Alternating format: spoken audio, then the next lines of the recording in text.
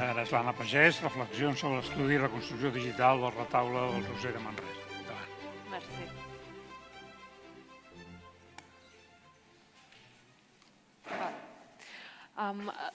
Bon dia i també m'afegeixo tots els agraïments. Moltes gràcies especialment a l'organització per deixar-me participar en aquestes jornades. D'acord. L'art català d'època moderna, marcat per tantes desconstruccions, ha provocat que la recerca es recolzi tant en imatges, tant en fotografies històriques com en fragments conservats. Tot i que aquestes imatges ens han permès reconstruir obres, identificar autors i crear moltes connexions que han permès portar endavant la recerca d'aquesta època, presenten limitacions. Són bidimensionals, fixes i en blanc i negre, mentre que les obres originals eren en color, colorides i integrades en un espai. En aquest sentit, les tecnologies digitals, jo m'hi referiré moltes vegades com a TIC, que són tecnologies de la informació i la comunicació, permeten superar algunes d'aquestes mancances. Aquesta comunicació, proposaré la reflexió sobre l'estudi de retaules catalans mitjançant un exemple concret que és la reconstrucció digital del retaule del Roser de Manresa de Sant Pere Màrtir, que es conserva en aquest museu que vaig fer fa un temps. La fragmentació, la manca de l'espai o la deslocalització dels retaules són obstacles molt importants amb què ens trobem quan volem exhibir aquest tipus d'obres. Per això, a les esglésies i als museus s'han aplicat diferents estratègies per exhibir-los.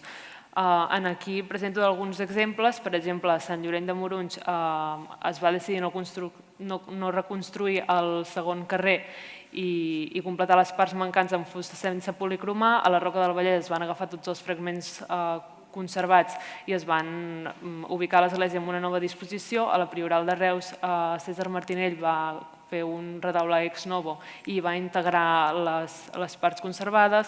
A Viladelleva de Callús, el centre de restauració, va digitalitzar i imprimir en 3D les columnes conservades per integrar-les al retaule. Al Museu de Lleida s'exhibeix el retaule de Peralta de la Sal al costat d'un esquema que mostra cada peça, quina localització tenia dintre del retaule i la localització del retaule dintre l'església.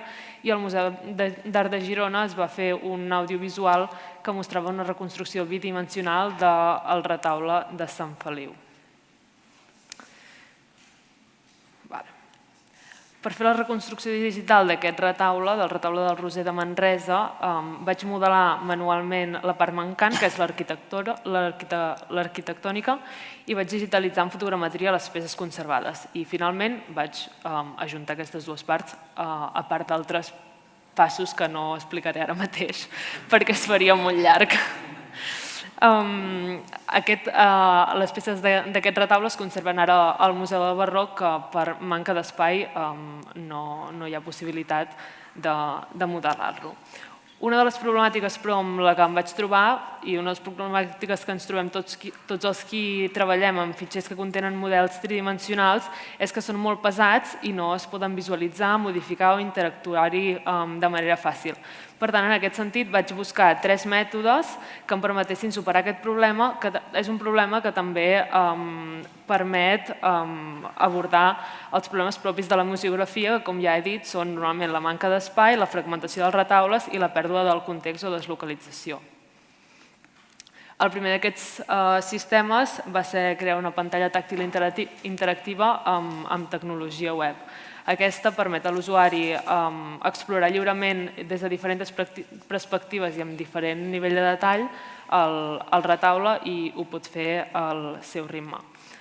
En el meu cas, però, no només vaig incloure la reconstrucció de retaules, sinó que també vaig incorporar informació textual, fotografies i un esquema que permet identificar la localització de cada peça a dintre del retaule. La flexibilitat d'aquest sistema permet acollir un gran nombre de possibilitats, entre les quals permetria als experts en patrimoni cultural crear i visualitzar les seves hipòtesis, comparar diverses obres de mida diferent a la mateixa escala, visualitzar en un mateix espai peces deslocalitzades eliminar el color de les peces per mirar-ne només la geometria o fins i tot tallar les peces per examinar-ne la volumetria. Les TIC no sempre han de generar un producte digital i això és el que vaig intentar mostrar amb aquesta maqueta.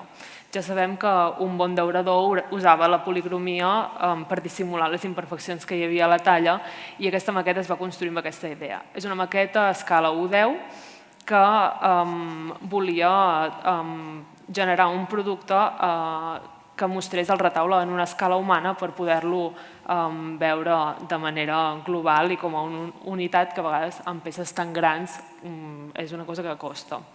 Per tant, l'estructura es va fer manualment en fusta i les peces que prèviament havia digitalitzat van ser impreses amb una impressora 3D.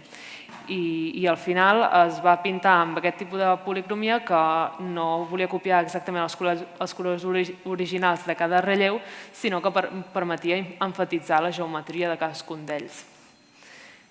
I finalment he fet una aplicació de realitat virtual perquè hi ha dos aspectes molt difícils d'imaginar només a través de la informació textual i gràfica, que són l'entorn original del retaule i les seves dimensions reals. Aquest projecte encara està en procés, per tant ja em disculpareu si hi ha alguna imperfecció en el vídeo, però ara per ara permet explorar lliurement l'espai virtual de l'església que vaig modelar manualment perquè ja no es conserva. Ens podem desplaçar horitzontal i verticalment per la superfície del retaule i també podem seleccionar alguns relleus per veure'ls de manera aïllada a escala real. Tot això amb les ulleres de realitat virtual es veu a escala real. La realitat virtual ens permet, a diferència de les fotografies, ens permet apreciar elements que no podríem d'altra manera, com són, per exemple, comprendre com experimentava realment aquesta obra un fidel. Aquests 3 projectes formen part d'un treball que encara està en continuació i el següent pas serà crear un estudi d'usuari per avaluar la percepció i comprensió que té l'usuari d'un retaule que no es conserva completament i també d'analitzar la usabilitat i la complementarietat d'aquests 3 sistemes de visualització. Aquest estudi pretén aportar noves perspectives i, afortunadament, espero, obrir les portes a millors maneres de transmetre el coneixement d'aquests objectes històrics i culturals.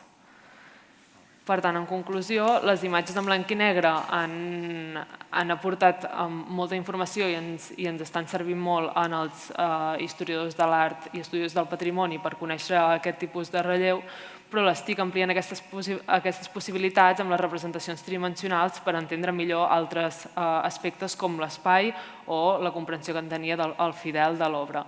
Malgrat tot, però cal tenir present, i no ho podem oblidar, que la precisió d'aquestes reconstruccions continua depenent de la informació present a les imatges, ja que només podem representar allò que s'hi mostra.